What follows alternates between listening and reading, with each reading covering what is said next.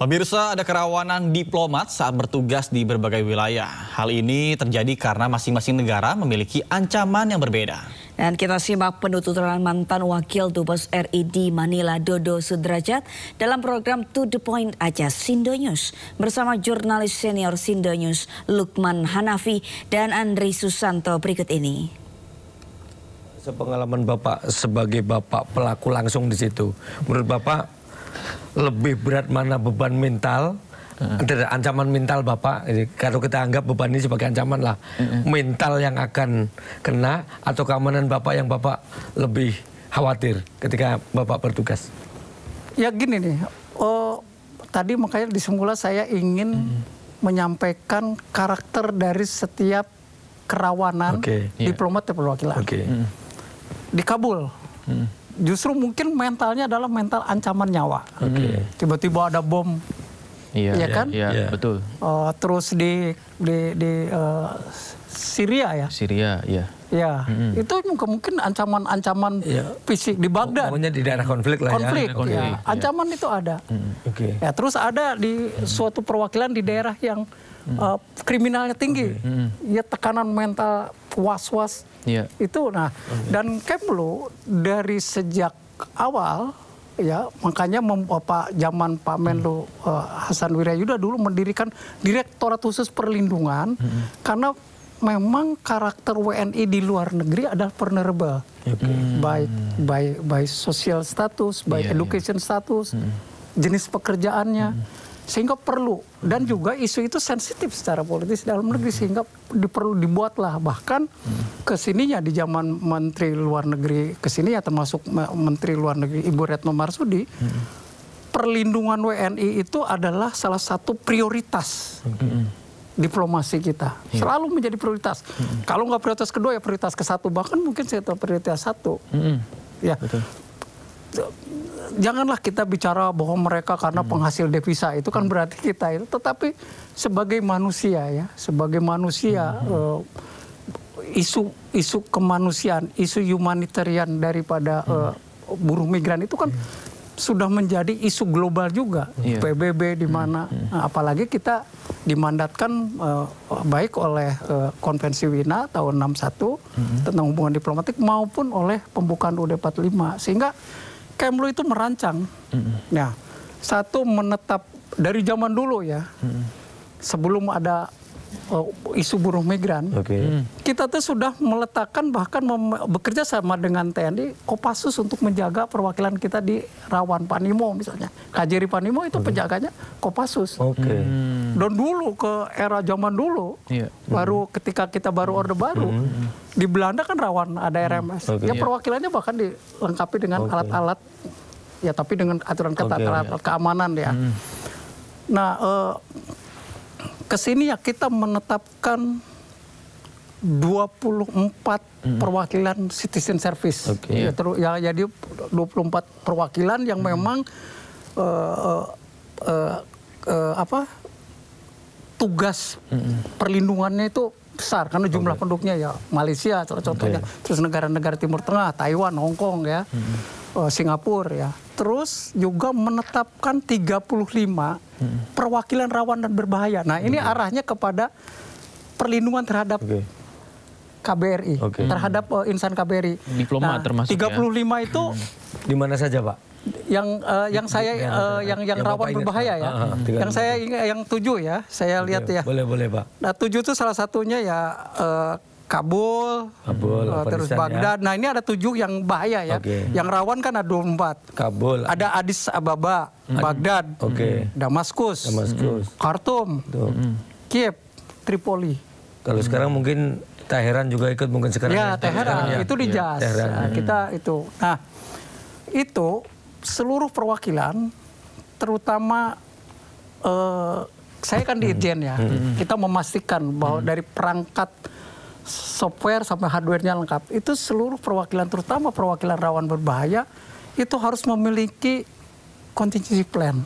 Terus ada SOP mikro pengamanan. Yaitu yang tadi tahapan-tahapan pengawanan itu, misalnya kalau terjadi suatu, yang diutamakan adalah WNI. Termasuk evakuasi itu ya? Evakuasi. Dispesifikasikan lagi WNI itu adalah ibu-ibu sama anak-anak sama orang-orang yang sakit diutamakan. Terus baru ke KBRI. Kayak kemarin di Baghdad ya. Bukan di Baghdad, di Kabul.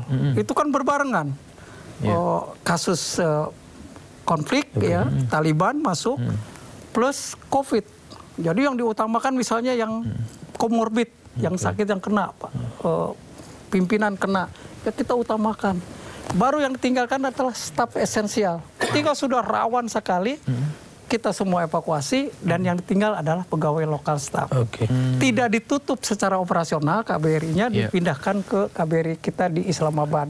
Jadi fungsi yang lebih aman maksudnya ya, fungsi diplomatiknya tetap jalan. Jadi bukan ditutup, tetapi dipindahkan operasionalnya dan secara fisik dijaga oleh lokal staf yang memang. Pak, kalau dari cerita dari saya tangkap, Bapak itu menceritakan sebetulnya ketika ada 35 daerah 31 daerah itu yang tidak aman, ataupun tadi disebut diantaranya 7 tadi itu sebenarnya kan tidak hanya diplomat, itu karena daerahnya yang tidak ini kan, berarti diplomat sama WNI-nya juga dua-duanya sama-sama kan berarti kan itu daerah rawan kan itu yang bahaya 7 daerah bahaya kan itu. Nah yang saya ingin tahu sebetulnya ada nggak sih Pak di entah di mana itu gitu. Saya juga gitu, makanya saya nanya Bapak, yang sebetulnya untuk WNI-nya kita di sana sebenarnya aman-aman saja, tetapi karena dampak politik atau apa, justru yang jadi TO sama sasaran itu adalah diplomatnya. Ada nggak Pak? Pernah Bapak cerita nggak tuh teman-teman Bapak yang ini?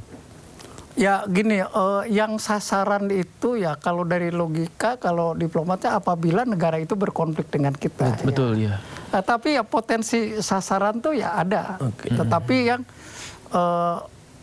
kalau misalnya tiba-tiba ada peluru nyasar, itu kan kita susah menyimpulkan apakah itu by targeted ya, atau hanya karena peluru nyasar ya. Tetapi yang pernah terjadi mungkin dulu di Panimo ya lamanya. Jadi karena itu kan kasusnya terkait dengan Papua kan, di sana kan banyak yang pro, ya tahu sendiri kan kasusnya, ya menjadi target, ya pernah menjadi target, saya lupa target seperti apa. Jadi diplomat dan komponnya, artinya yang asetnya itu menjadi target. Ya artinya kan pasti kan biasanya lebih itu kan karena biasanya latar belakangnya politis kan gitu. Politis ya. Biasanya. Nah kalau yang soal mafia. Nah ini lintas negara, organisasi itu, lintas negara saya so far belum pernah mendengar bahwa kita menjadi target. Entah kalau teman-teman mungkin pernah mendapat telepon ancaman, tapi saya pribadi belum pernah. Beralih ke informasi lainnya pemirsa, 1 minggu berselang kasus kematian diplomat muda Kementerian Luar Negeri Arya Daru Pangayunan masih menjadi misteri. Polisi hingga kini belum juga mengungkap penyebab pasti kematian korban.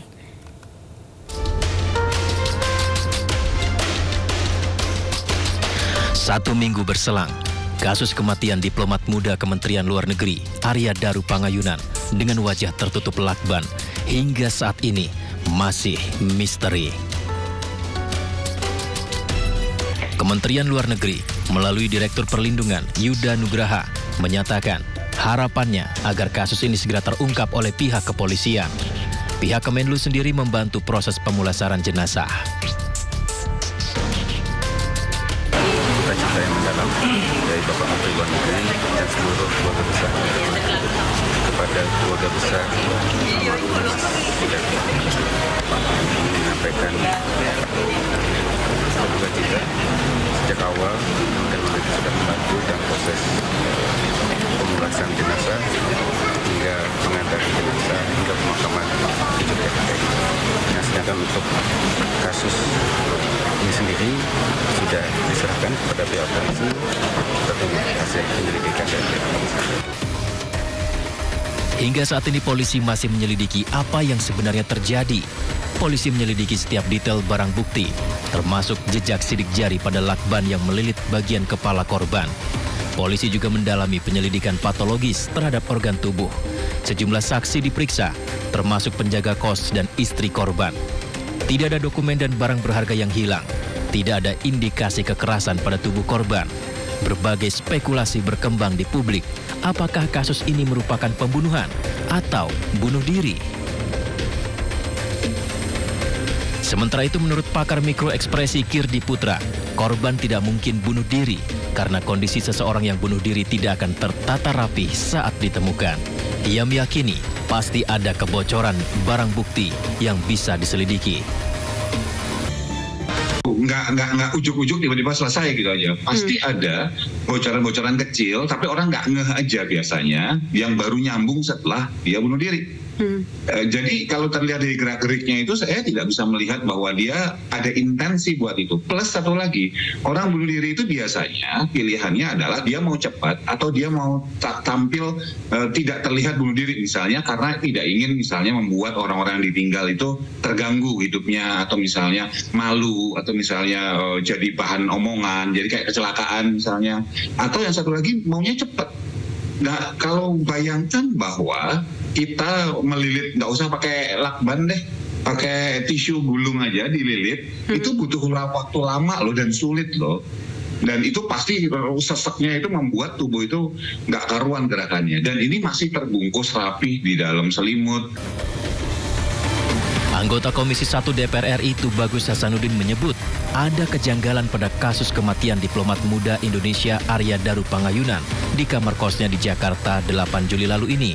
Polisi harus segera mengungkap pelaku dan mencari tahu motif di balik kasus. Meninggalnya cukup mengkhawatirkan, ya, dan menimbulkan banyak pertanyaan, banyak dihubungkan dengan penyelesaian TPPO dan lain sebagainya. Kita sekarang serahkan saja kepada penyidik polisi.